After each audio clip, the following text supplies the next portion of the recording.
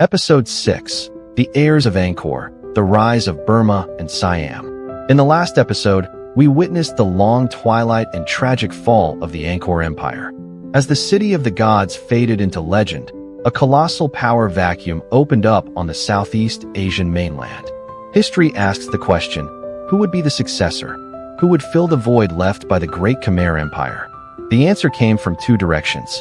From the west, in the Irrawaddy River Basin, a warlike people with a fervent faith built a kingdom of 1,000 temples, creating one of the most spectacular archaeological landscapes on the planet. From the north, a dynamic and resilient people slowly migrated south, absorbing the civilization of the very enemies they confronted, eventually creating an empire that would challenge all powers in the region. This is the story of the heirs of Angkor, a story of the rise of the Burmese and the Pagan Empire, and the ascent of the Thais with the kingdoms of Sukhothai and Ayutthaya. Welcome back to the History of Southeast Asia series. In Episode 6, we will explore the formation of modern Burma and Siam. Part 1. The People of the Plains, the unification of Burma under King Anawrahta. Our story begins on the fertile plains of the Irrawaddy River. Before the Burmans became the dominant power, this land was home to more ancient civilizations. The city-states of the Paiute people, such as Sri Kshetra, had flourished in the first millennium. In the south, along the coast, were the kingdoms of the Mon people, who had adopted Indian culture and religion from a very early date. But from around the 9th century, a new group of Tibeto-Burman speakers, who called themselves the Mranma, later Burmans, slowly migrated down from the north. They were skilled warriors and diligent farmers, and they established a settlement at a strategic location on the banks of the Irrawaddy, founded in the year 849, a place called Pagan. For nearly 2 centuries, Pagan was just one of many small states vying for power. But everything changed forever when a brilliant king ascended the throne in the year 1044, Anawrahta. He is revered in Burmese history as the great unifier, the father of the nation. Through his military genius and iron will, Anawrahta conquered the neighboring principalities one by one, expanding his territory and laying the foundation for a true empire. But his greatest legacy came not from the sword, but from a revolution of faith. At the time, the religion in Pagan was a form of Buddhism mixed with magical elements and native beliefs, known as Ari Buddhism, led by powerful Ari monks. Anawrahta was dissatisfied with this form of religion. Destiny led him to meet a Mon monk named Shin Arahan, who had fled from the kingdom of the Tun in the south. Shin Arahan introduced Anawrahta to Theravada Buddhism, a pure, systematic doctrine based on the authentic Pali Canon. Anawrahta was immediately convinced and was determined to make Theravada the national religion. To do this, he needed the scriptures. He sent envoys to the Mon kingdom of the Tun, which possessed a complete copy of the Tripitaka, the core Buddhist canon, to ask for a version. King Manuha of the Tun arrogantly refused. Enraged, in 1057, Anawrahta led a powerful army to attack and completely conquer the Tun. This victory was a fateful turning point. Anawrahta brought back to Pagan not only King Manuha and the Mon royal family, but also a colossal cultural treasure. 32 sets of the Tripitaka carried on the backs of 32 white elephants, along with thousands of Mon monks, artisans, and scholars. The conquest of the Tun initiated an unprecedented cultural explosion. The more developed culture, art, architecture, and script of the Mon were fully absorbed by the Burmans. From this point, a temple-building race on an unimaginable scale began. Anawrahta commissioned the Great Shwezigan Pagoda to enshrine holy relics, including a Buddha tooth brought from Sri Lanka. When he died in a hunting accident in 1077, he left behind an extraordinary legacy. A Burma unified for the first time, a pure new faith, and a solid foundation for an empire about to enter its golden age. Part 2. The Golden Age of 1,000 Temples. After the death of Anawrahta, the Pagan Empire entered a golden age that lasted nearly 2 centuries, marked by the reigns of great kings and a temple-building boom unparalleled anywhere else. Anawrahta's most worthy successor was Kyanzitha, who reigned from 1084 to 1113. He was a heroic general in the previous reign, with a life full of legend. Perhaps of Mon heritage himself, Kyanzitha implemented a policy of reconciliation and respect for Mon culture, which helped to stabilize the empire. He completed the Shwezigan pagoda that Anawrahta had started. But the masterpiece he left behind is the Ananda Temple, completed in 1091. The Ananda is a work of architectural perfection, harmoniously blending Mon and Indian styles, with a Greek cross plan and a gilded Sikhara tower soaring into the sky. 4 giant standing Buddhas inside the temple represent the 4 Buddhas who have appeared in this world age. Kyanzitha's successor was his grandson, Alangsithu, who had an exceptionally long reign from 1113 to 1167. He was a devout king who traveled throughout his kingdom and built many works. His architectural legacy includes the Shweguji Temple and especially the Thatbyenyu Temple, the tallest temple in Pagan, a symbol of the Buddha's omniscience. By the reign of King Narapatisathu, reigned 1174 to 1211, Burman culture had truly matured and surpassed Mon influence. The Burmese script began to be widely used in inscriptions instead of Mon. A purely pagan architectural style, more powerful and refined, was born.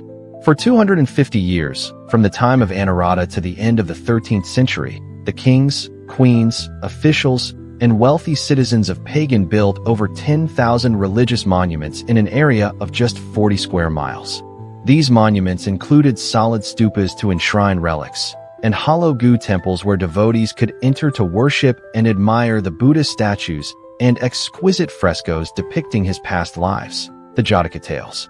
Today, more than 2,200 of these structures still stand, creating a breathtaking archaeological landscape, a testament to a golden age of Buddhist faith and imperial power. Pagan was not just a capital, it was a city of faith built of brick and mortar. Part 3. The dawn of the Thais and the paternal kingdom of Sukhothai. While the Pagan Empire was at its height, to the east, within the heart of the weakening Angkor Empire, great changes were also quietly taking place. A new people, the Thais, had been slowly migrating from the lands of modern-day southern China into the fertile valleys of the upper Chao Phraya River. For centuries, they lived under the suzerainty of the Khmer Empire, gradually absorbing elements of Khmer culture and politics.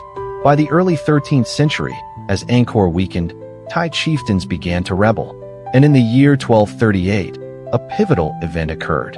2 Thai leaders led a successful revolt, drove out the Khmer, and established the first independent Thai kingdom at Sukhothai.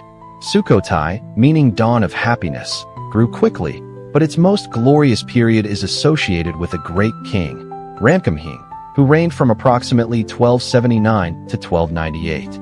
His legacy is vividly recorded on a famous stele he had erected in 1292. This inscription is considered the first work of literature written in the Thai script, a writing system that Ramkhamhaeng himself created in 1283 based on the scripts of the Mon and Khmer. The inscription paints an idealized picture of the Sukhothai kingdom. It was a free and prosperous society. The king is depicted not as a distant god-king like in Angkor, but as a benevolent father of the nation. He had a bell hung in front of his palace, so that any subject with a grievance could ring it and be judged directly by the king.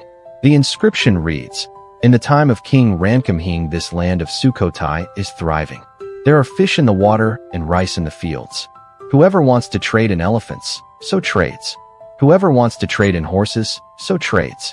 Under Ramkhamhaeng, Theravada Buddhism from Sri Lanka was introduced and became the state religion, shaping the Thai cultural identity to this day. The kingdom expanded its influence over a vast territory, from Luang Prabang to the Malay Peninsula. Sukhothai was a successful experiment in a unique Thai state model, combining tolerance, free trade, and Buddhism. However, Sukhothai's power seemed to depend too much on the personal talent and charisma of its great kings. After Ramkhamhaeng's death, the kingdom gradually weakened and was overshadowed by a new, more powerful Thai force rising in the south. Part 4. The Rise of Ayutthaya, a new Siamese power. That new power was Ayutthaya. Founded in 1351 by King Ramkhamhaeng, the kingdom of Ayutthaya had a much more advantageous geographical location than Sukhothai, situated on an island surrounded by 3 rivers, with easy access to the sea and control over the fertile Chao Phraya Delta. But what made Ayutthaya so powerful was its clever synthesis of 2 different models of statehood. they did not fully copy the friendly father-king model of Sukhothai. Instead, they borrowed and adapted the powerful God-King, Devaraja, model from the very Khmer Empire they were fighting. The kings of Ayutthaya saw themselves as divine incarnations, living in magnificent palaces with complex court rituals.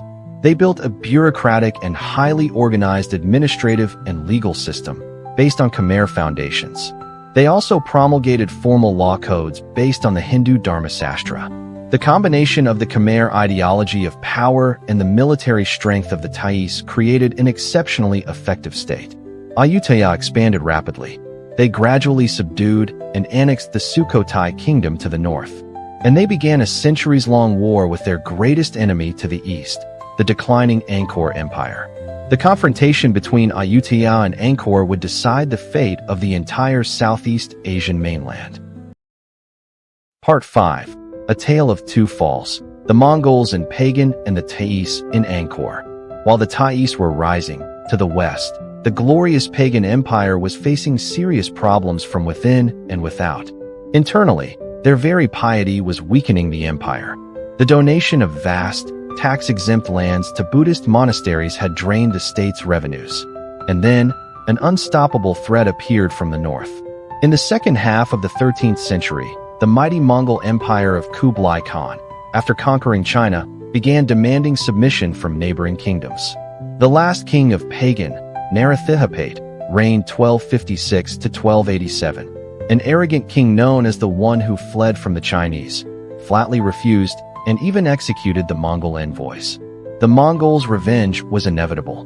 The Mongol invasions of Burma took place between 1277 and 1287. In the Battle of Ngasongyeon in 1277, the skilled Mongol cavalry completely overwhelmed the Burmese army and its war elephants. By 1287, after several defeats, the capital city of Pagan was sacked by the Mongol forces.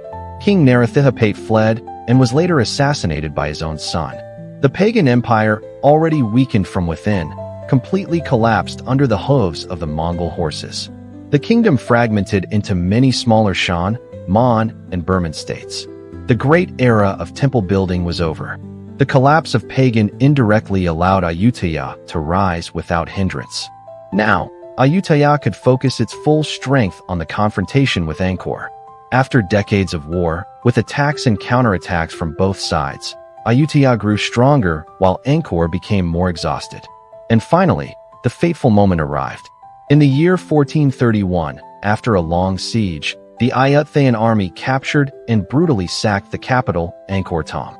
This event marked the true end of the glorious era of the Khmer Empire. This victory brought Ayutthaya not only immense wealth, but, more importantly, thousands of Khmer captives, including scholars, priests, artisans, and officials. The Khmerization of the Siamese court reached its peak. Ayutthaya was now not only the military conqueror, but also the official heir to the great Angkorian civilization. The fall of Angkor and the disintegration of Pagan completely reshaped the political map of mainland Southeast Asia. From the ashes of the old empires, new nations, the precursors to modern Burma and Thailand, were born and ready to enter a new era of competition and conflict. The story of the rise of the Burmese and the Thais is an epic of faith, adaptation, and ambition. The Pagan Empire left an invaluable legacy of religious architecture, while Ayutthaya built a powerful state by absorbing the essence of the very rival it defeated. While the kingdoms on the mainland were reshaping themselves, another nation to the east, the Vietnamese, was also in the midst of its own powerful southward march. The future confrontation between the Vietnamese and the Thais would be one of the most dramatic chapters in the region's history. Thank you for watching.